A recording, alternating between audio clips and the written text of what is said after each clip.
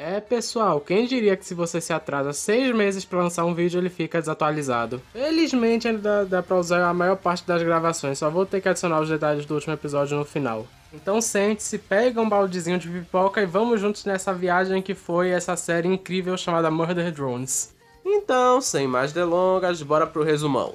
Eu poderia começar a narrar os acontecimentos na ordem que eles ocorreram, mas pro pessoal que não viu a série ou que viu há muito tempo e já esqueceu tudo, acho que vai ficar bem mais fácil de acompanhar esse vídeo se eu só seguir a ordem dos episódios. Então, começando pelo episódio 1. Murder Drones começa com uma pequena narração que nos situa melhor no universo dessa história e o que está acontecendo. Um futuro provavelmente não tão distante, uma certa empresa criou uma série de robôs funcionários, robôs trabalhadores, para poder ajudar as pessoas nas suas várias tarefas do dia a dia. Essa mesma empresa, a Jensen no espaço! Eu não coloquei isso por piada. Olha só o título, esse quantidade de A tá aí mesmo. Como o próprio nome diz, eles também fazem exploração espacial e colonização de outros planetas. A questão é que em um certo planeta onde eles estavam colonizando, um certo incidente aconteceu que levou à extinção de todos os humanos no planeta. E não foi uma revolução das máquinas. Os próprios humanos deram um jeito de se extinguir sozinhos antes que as máquinas pudessem revoltar. Como a gente faz melhor, a humanidade sempre se autodestruindo, né? Não vão nos pegar com vida, a gente vai se destruir antes! Enfim, sem os humanos para mandarem neles, os robôs começaram a criar a própria sociedade, viver sozinhos, sem precisar de humanos, criar autonomia, essas coisas. E como vocês já devem estar imaginando, isso não deixou a galera da empresa muito feliz. Eles ficaram meio tipo... Como assim? Esse bando de robô vagabundo tá no meu território, ocupando as minhas terras, sem me pagar um tostão, sem trabalhar nada. Não tá podendo isso. Vamos fuzilar essa metralhada de robô todo, tá ok? Aí, dito e feito, eles criaram os chamados robôs de desmonte, robôs feitos para desmontar, como o próprio nome diz, ou melhor dizendo, matar esses robôs. E mandaram pro planeta para acabar com eles. Inclusive, por isso o nome da série Murder Drones, se não deu para entender até agora. Cortemos alguns anos pro futuro e é revelado que os robôs trabalhadores começaram a se esconder em bunkers subterrâneos protegidos por umas portas bem grossas que os robôs não conseguem passar. E com isso somos apresentados a protagonista da série, Uzi Dorman, a filha do Khan Dorman, o cara que criou essas portas, como dá pra perceber pelo nome Dorman. Uma adolescente gótica, rebelde, revoltada e cheia de daddy issues. Se eu tivesse visto essa série com 15 anos, provavelmente eu teria um crush nela. Enfim, numa tentativa desesperada de ganhar a aprovação do pai, ela criou essa... qual é o nome mesmo? Magnetically amplified photon converter. Isso aí, valeu, Uzi. Essa harmona aí. Pra ir lá e meter bala nos robôs de desmonte. Só que ela ainda precisava de uma peça pra terminar a arma que tá justamente no covil dos robôs de desmonte. Então, no melhor estilo adolescente revoltada, ela decide sair do bunker, colocando a vida dela e provavelmente a de todos no bunker em risco. Enfim, nisso ela vai lá, encontra um robô de desmonte, dá um tiro e explode a cabeça dele. Só que a cabeça se reconstrói. Por sorte dela, se reconstrói com um defeito e o robô acaba não conseguindo reconhecer que ela é um robô trabalhador. Com isso, a gente é apresentado a outro protagonista da história, o N. E um detalhe interessante que é muito esquecido, mas que é engraçado que a gente consegue ver ele sendo lembrado o tempo todo ao longo dos episódios, é que essa cauda dos robôs de desmonte, elas têm meio que uma substância que corrói e destrói toda a tecnologia, todos os robôs que isso acerta. Eles dizem que são nanites, o que seriam meio que tipo nanorobôs, então tipo... É tipo um sistema imunológico, como se estivesse usando como arma, tipo injetando o próprio sistema imunológico no corpo do oponente para destruir ele por dentro, tipo como se estivesse causando uma doença autoimune. Enfim, o N diz que a saliva dos robôs de desmonte consegue curar e anular os efeitos desses nanites. E por isso a gente vê a Uzi colocando a mão na boca do N mais pra frente. Aí é interessante que se você reparar, toda vez que alguém é acertado por essa cauda, na maioria das vezes são os próprios robôs de desmonte que são acertados, a gente vê eles colocando a mão na boca justamente para anular o efeito dos nanites, ou lambendo a parte que foi acertada. É um pequeno detalhe que fica normalmente no fundo dos episódios, mas é interessante para reparar. Murder Drones tem muito disso, de colocar umas piadinhas ou então uns detalhes escondidos aqui ou ali. Tipo esse robô com a cabeça em chamas que ficou com a cabeça pegando fogo por conta da Uzi, que ele fica aparecendo o tempo todo ao longo dos episódios. Se você reparar, ele aparecendo em todo episódio até o quarto, em que ele finalmente decide apagar esse fogo. De qualquer forma, a Uzi tem uma conversa com ele onde descobre duas coisas muito interessantes. Primeira, os robôs de desmonte precisam se alimentar do óleo dos robôs trabalhadores para poder sobreviver, senão eles superaquecem e morrem. Segunda, que os robôs de desmonte foram mandados para esse planeta sem um jeito de voltar. A nave deles colidiu de forma proposital com o planeta, de forma que ela ficasse destruída demais para poder voar de volta para a Terra. Já indicando o quanto a empresa se importa com o bem-estar dos robôs de desmonte, se o próprio forma como eles trataram os robôs trabalhadores já não deixava bem claro o que eles acham dos robôs. Enfim, a conversa deles é interrompida pelas outras duas robôs de desmonte que são da equipe do N, que voltam para a caverna, fazendo a Uzi ter que correr. A V... No! Please! Stop beating my own eggshells in front of my family!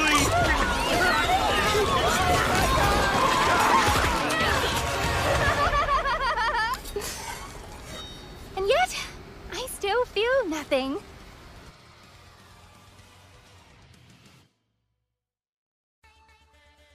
E também temos a Jota, a líder do esquadrão, que é uma líder super respeitável, super gentil, super compreensiva. N, you're worthless and terrible. And if the company allowed it, I would straight up kill you myself. Nem tanto. Já deu pra ver que o N não é muito valorizado nesse grupo, né?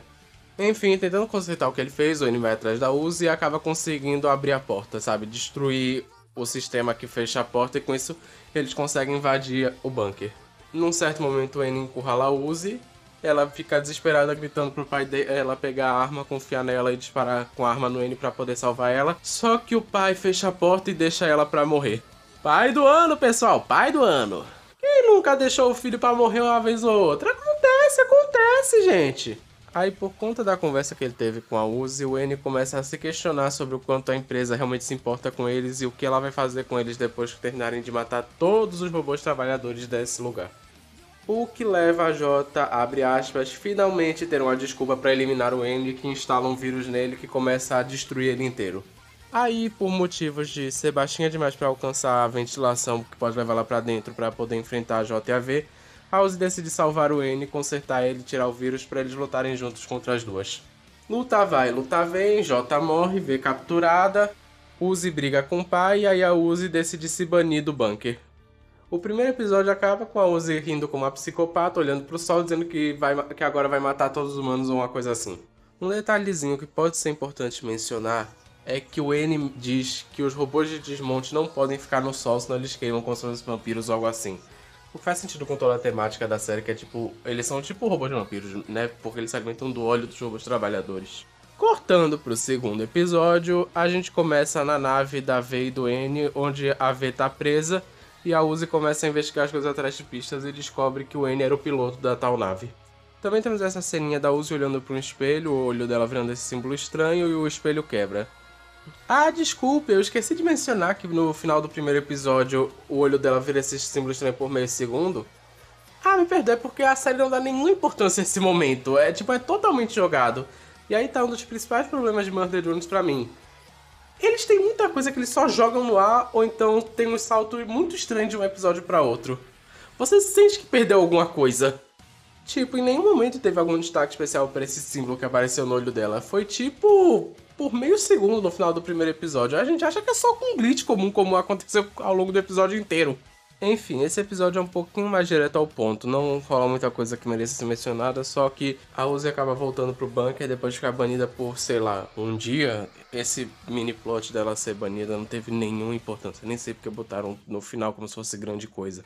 Eu tenho uma pequena teoria de que eles mudaram muito a história depois do piloto. Por isso muita coisa, muito indício que foi usado no piloto da série acabou sendo descartado. Tipo, o primeiro episódio acabou com essas 3 naves de Murder Drones chegando no planeta e não foi usado pra nada. Enfim, o que acontece é que a Uzi descobre por um amigo dela que tá rolando um monte de desaparecimento na base, ela vai investigar, e eles descobrem que tem uma certa criatura, não sei como escrever isso porque é meio tecnológico, meio orgânico, que fica dentro do corpo dos Murder Drones, que sempre que acontece algum dano muito sério nos Murder Drones, ela começa a reconstruir eles. E se o dano for muito sério mesmo, essa criatura vai atacar outros robôs para reunir peças e material para poder construir de volta os Murder Drones. E o que tá acontecendo é que a criatura da Jota tá matando geral na base. Ela tem essa aparência toda deformada e grotesca de horror cósmico, coisa assim. Vale mencionar que o episódio tem um tema recorrente dessa criatura fazendo hologramas para enganar todo mundo. Inclusive tem um momento que o pai da Uzi é morto, só que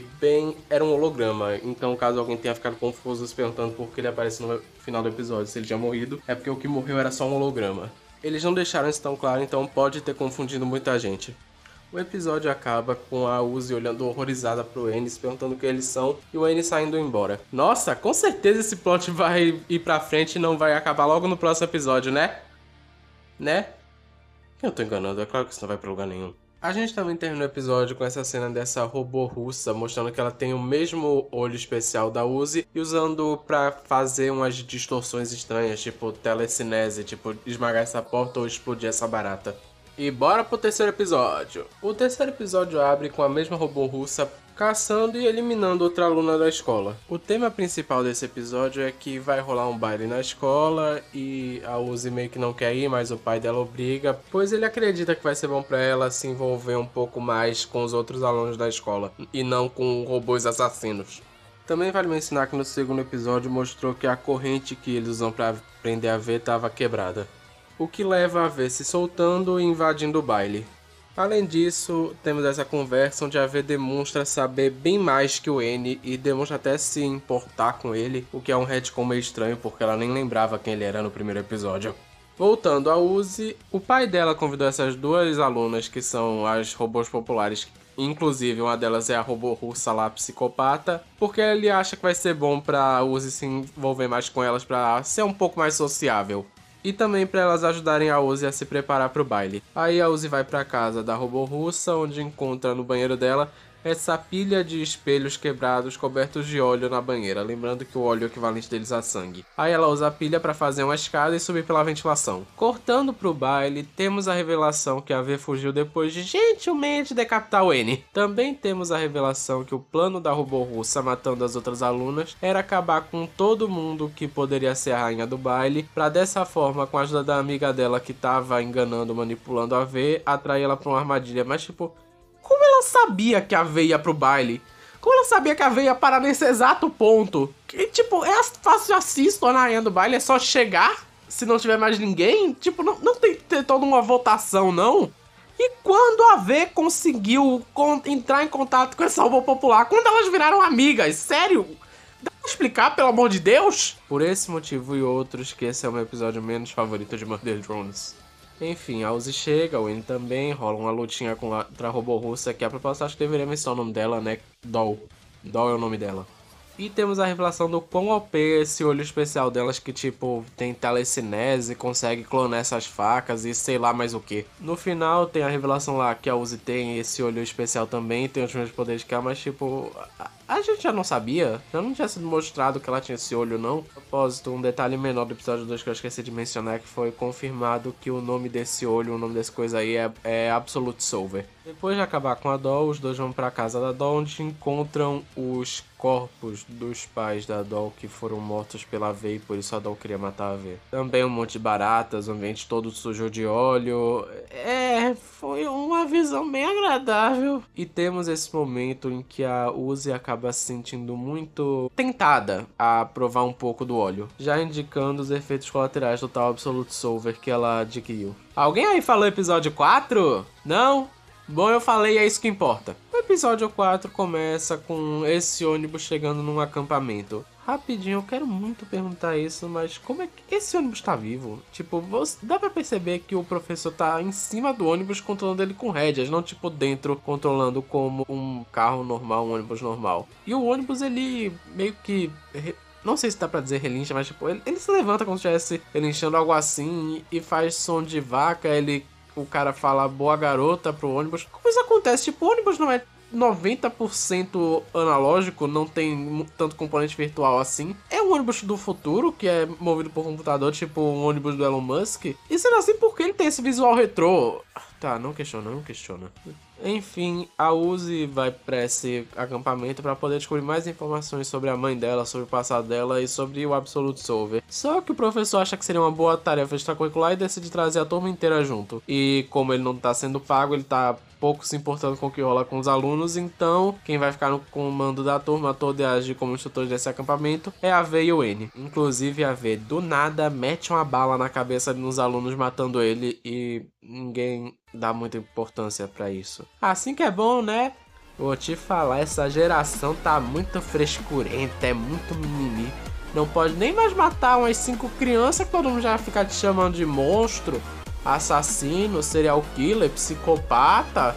O seu melhor amigo passa a querer te matar porque uma das crianças era o filho dele. Esse pessoal tá muito frescurento, de verdade, sei quem são. Essa lacração tá fogo, vou te falar. De volta ao que importa, a Uzi ela acaba encontrando essa cabana onde aparentemente tem umas pistas sobre o passado dela. Ela encontra essa barata que fala com ela e menciona um certo elevador e a barata aparenta ser um tipo de chave. Só que as descobertas dela são meio que interrompidas pela V falando que é pra ela ficar longe do N dos outros, que ela vai ser só problema, só ameaça pra eles. Porque a senhora matei um campista sem motivo nenhum, não é nenhum perigo pra eles, né? Que inclusive ela mata mais um mais pra frente, mete uma flecha na cabeça dele. Mas enfim, ela provavelmente tá falando mais por conta do N mesmo. E daquela mina popular que aparenta ser a única que ela considera uma amiga, algo assim. E mesmo depois que ela vai embora, as descobertas da Uzi são interrompidas por ela meio que surtando e virando um monstro psicopata. Deus do céu, tá difícil conseguir lore hoje em dia, hein?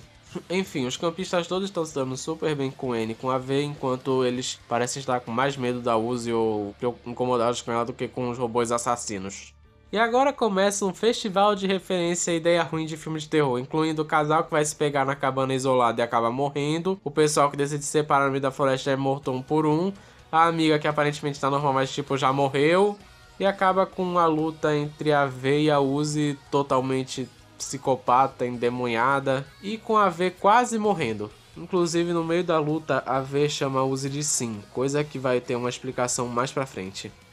Aí chega o N, que joga a Uzi pra estratosfera e começa a ter uma sessão de terapia com ela em queda livre. Inclusive, não sei se vocês repararam, mas nessa forma encapetada da Uzi, ela tá parecendo muito os robôs de desmonte, sabe? Com as asas e a cauda. E mais pra frente, a Uzi, quando vai ser exposta ao sol enquanto tá no ônibus, a mão dela começa a queimar e ficar cheia de glitch. Lembrando que eu tinha mencionado que os robôs de desmonte não podem se expor à luz do sol. Enfim, vamos agora pro episódio 5. O episódio 5 abre com o conteúdo de uma fita que o Andy tinha achado no episódio 4. Essa fita que fala sobre drones zumbis. Aparentemente, se drones trabalhadores não forem desligados corretamente antes de serem destruídos, tem risco de rolar umas coisinhas ou outra, uns problemas, como aparentemente eles religarem com o tal Absolute Solver que foi mencionado antes. E assim, é meio estranho notar que os robôs de desmonte criados pela própria Jason Jensen, que pareciam estar tão interessados em não criar drones zumbis, o método que eles destroem os drones operários é exatamente o método impróprio que poderia causar drones zumbis.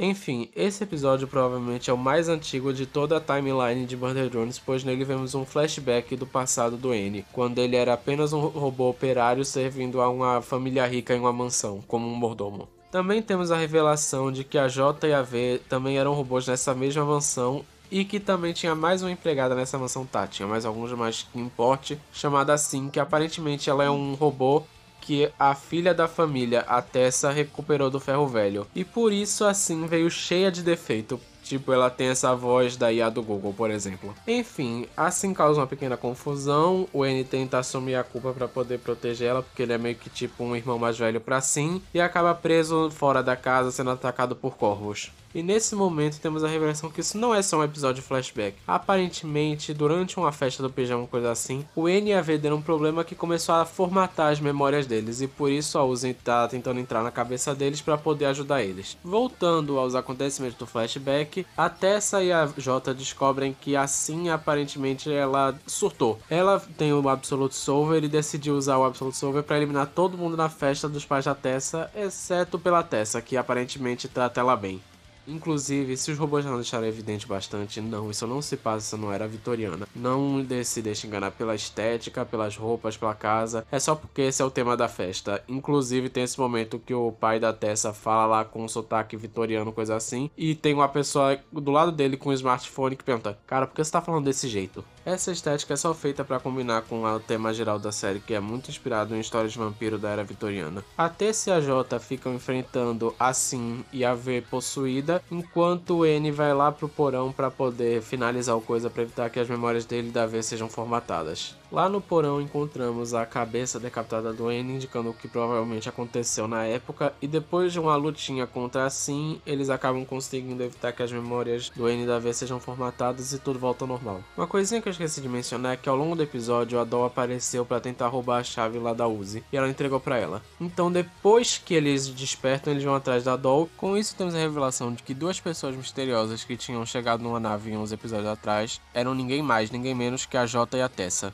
Com isso, vamos pro episódio 6. O episódio 6 começa exatamente de onde o 5 parou. Pra variar, né? Finalmente um episódio que não começa com um salto gigante no tempo que nos deixa perdidos. Eles ficam meio surpresos de encontrar a Tessa e a Jota lá, mas por questões de a Doll tá fugindo com a chave, eles não têm muito tempo pra conversa e vão atrás dela. Então, a Tessa, a V, o N e a Uzi vão atrás da Doll, enquanto a Jota, a pedido da Tessa, volta pra cuidar da nave. Eles vão pra esse laboratório subterrâneo, onde a Tessa alega poder desativar todo o sistema de segurança, porque eles têm uma segurança especializada para eliminar qualquer tipo de robô, inclusive os Murder Drones. Só que o acesso dela acaba sendo negado e ela opta por, sei lá, no lugar de avisar eles que eles provavelmente vão ser atacados pelo sistema de segurança, só deixar quieto e deixar eles seguirem em frente mesmo assim. Então eles acabam sendo apagados por uma bomba eletromagnética e capturados por esses dois robôs que estavam lá e queriam desmontar eles e pegar as peças deles por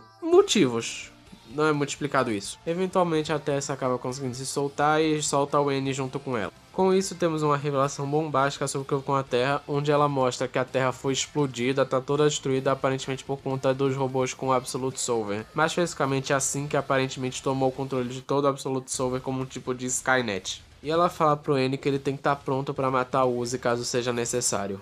Vendo que eles se soltaram, a robô psicopata que tava lá com a Uzi e a V decide soltar uns Velociraptors que são o tal sistema de segurança que foi mencionado mais cedo. Os tais Velociraptors, eles têm um tipo de flash que desativa qualquer robô que olhe pra eles. Um dos Velociraptors tenta atacar a Tessa, só que depois que vê que ela sangra e que é humano, isso dá um conflito na programação dele que ele não poderia atacar humanos e ele acaba se destruindo. No meio tempo, a Uzi acaba sendo dominada pela Sim, que cria um tipo de singularidade, buraco negro e destrói o controle das portas, permitindo que os Velociraptors entrem na câmara onde elas estavam e ataquem a robô psicopata lá. Com isso, a V acaba se soltando e conseguindo soltar a Uzi. Eles seguem correndo tentando se esconder dos Velociraptors e eventualmente acabam cruzando com a Doll em um corredor. Ela aparentemente estava apagada por conta dos flashes dos Velociraptors. Eles ficam suspeitando que com certeza é uma armadilha, mas a Tessa só vai lá e pega a chave. Só que dito e feito era uma armadilha, ela não estava apagada coisa nenhuma, ela só usou um GIF para poder fingir que tava.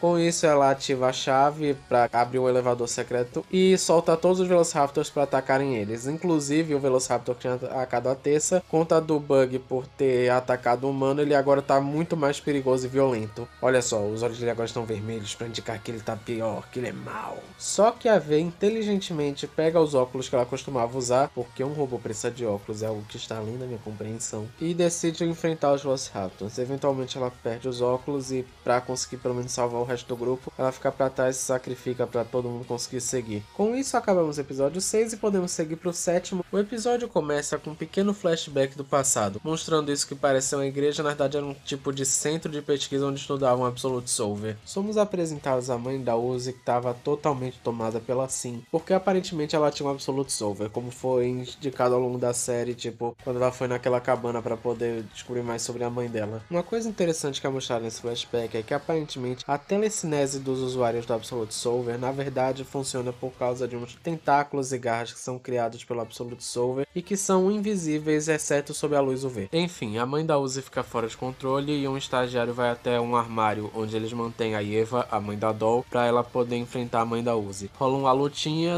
a mãe da Uzi consegue voltar ao controle por conta dessa cruz que funciona basicamente como um supressor pro Absolute Solver, só que a mão dela ainda tá sob controle do Solver e criando um buraco negro. Elas tentam destruir o buraco negro, só que isso causa explosão, que é justamente a explosão que extermina todos os humanos do planeta. Enfim, voltando à turminha da alegria, que de alegria não tem nada, rola uma pequena briga com eles porque a Uzi acaba descobrindo que a Tessa queria matar ela caso ela se torne um problema e acaba fugindo. A Tessa também vai embora pra fazer suas próprias coisas e o N indo atrás das duas acaba se perdendo, e com isso cada um tem o seu próprio núcleozinho nesse episódio. O que honestamente não importa muito, só importa saber que a Uzi tava na igreja lá procurando informações sobre o que tá acontecendo e descobre o flashback que eu acabei de contar. O N acaba sendo atacado por um usuário do Solver que tenta arrastar ele pra algum lugar estranho, mas ele acaba sendo resgatado por essa coisa que parece as criaturas que estão dentro dos Murder Drones e que se revela ser a mãe da Uzi, ou o que restou dela, que aparentemente ela estava vivendo nesse lugar desde então. O que exatamente ela estava fazendo lá e como ela foi parar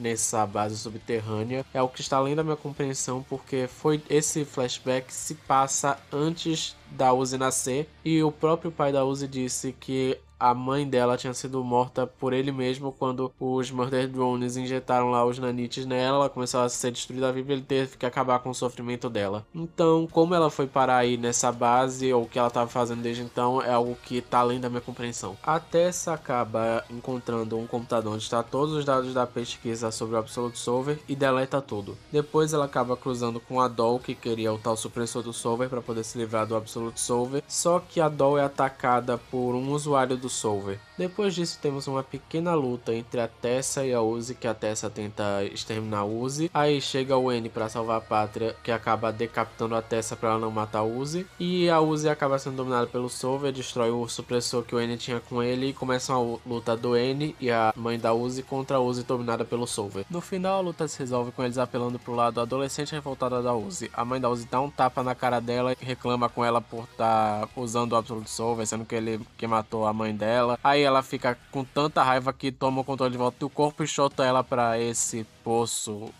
sem fim de carne, parecendo algo que saiu de uma história do Lovecraft. O N fala que aquela era a mãe dela, eles gritam um pouco, se abraçam, ignorando totalmente o matricídio que a Uzi acabou de cometer. Só que, plot twist, na verdade a Tessa era assim o tempo todo. Sim, apenas estava usando o corpo da Tessa como pele ao melhor estilo FNAF. Esse fato era evidenciado um pouco por alguns detalhes aqui e ali, tipo o fato de quando a Tessa tirou a luva para deletar todos os dados da pesquisa com a impressão digital dela, é mostrado que o dedo dela parecia um pouco danificado, com a pele saindo em algumas partes. Além disso, o usuário do Solver que matou a Doll não tinha esse visor nos olhos. Os olhos eram divididos como o rosto de um humano. Além disso, esse simples fato ajuda a entender muito melhor a timeline de Murder Drones. Por quê? Reparem que a Tessa tá usando o mesmo vestido que ela tava usando lá no flashback do N. Claro, não dá pra ver muito porque no flashback eles eram só sombras, mas é o mesmo vestido. Isso indica que na timeline original, sabe, não a memória lá em que a gente viu, porque foi alterada pelo fato da Uzi estar presente lá tentando consertar as memórias do N. Naquele baile todo mundo morreu. A Sim matou todo mundo e foi assim que foram criados os Murder Drones. Eles não são a criação da J.C. Jensen. Foi a própria Sim que criou eles, colocando pedaços dela neles. Por isso que eles conseguem fazer coisas como os braços de motosserra ou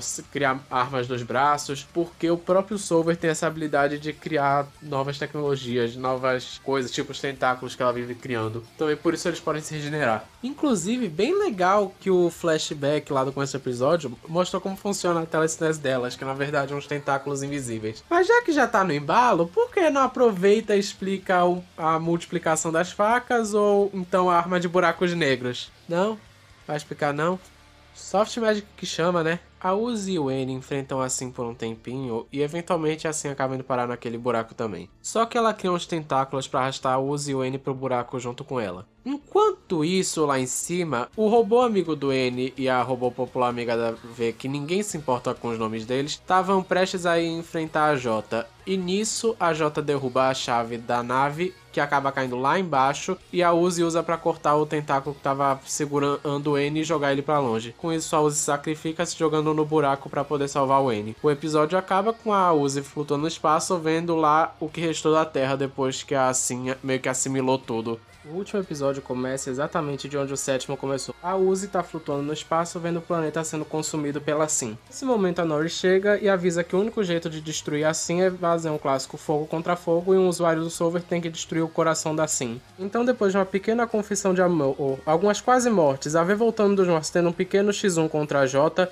a Uzi aprende a controlar o Solver e os três enfrentam a Sim e a J. Na verdade, a Sim e um saco de pancadas, porque é basicamente isso que a J faz a luta inteira. E depois de uma luta épica com direito até mesmo a trilha sonora estilo AMV de anime do começo dos anos 2000, a Uzi consegue corretamente prever aonde a verdadeira Sim vai estar e que aqui atacar ela era uma ilusão. Com isso arranca o coração da Sim, cria um buraco negro pro qual a gente ainda não tem nenhuma explicação, é só senta e aceita. E cria um buraco através do planeta pra luz do sol que tá do outro lado atravessar o planeta e queimar o coração da Sim, já que, bem, como a gente já sabe, os Murder Drones e os usuários do Solver são quase vampiros, não podem se expor à luz do sol. Deixando assim o núcleo da Sim exposto, que é representado por esse mini buraco negro. E no último ato de desespero, ela tenta envolver ela e a Uzi nesse buraco negro para reabsorver o núcleo dela. Então a Uzi, também no ato de desespero, engole o núcleo, destruindo o corpo da Sim. Com isso, os olhos da Uzi ficam roxo e amarelo, indicando que ela absorveu a Sim. E não só isso, mas no pós-créditos é revelado que agora a Sim tá na cabeça da Uzi é o melhor estilo Sukuna Itadori. Agora com as considerações finais da série. Eu genuinamente adorei Murder Drones, ela é uma série bem estilosa. Ela puxa muito de um estilo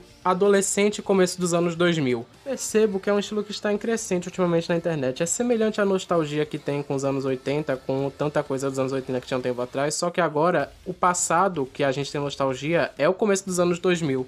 Por exemplo, o estilo crescente do Digital Horror com jogos como Kinetopet, ou então o próprio Murder Drones e Digital Circus, que puxam muito dessa fonte da internet no começo dos anos 2000. Laces também é um ótimo exemplo disso. Murder Drones é uma série incrível, com ótimas coreografias de luta, trilha sonora excelente e uma animação de tirar o fôlego. Se eu tivesse que dar um único defeito, é que às vezes o plot é meio acelerado. Como eu já devo ter mencionado uma vez ou outra ao longo desse vídeo, às vezes a série dá esses time skip estranho entre um episódio e outro e pula eventos importantes, deixando eles só no off-screen, o que pode facilmente fazer o fã mais casual acabar se perdendo. Na verdade, aconteceu comigo no episódio 3, eu achei que tinha pulado um episódio sem querer. Mas no geral, ainda assim, acho uma série incrível, eu daria um 8 ou 9 de 10. E é isso, pessoal, isso é tudo que eu tinha pra dizer hoje.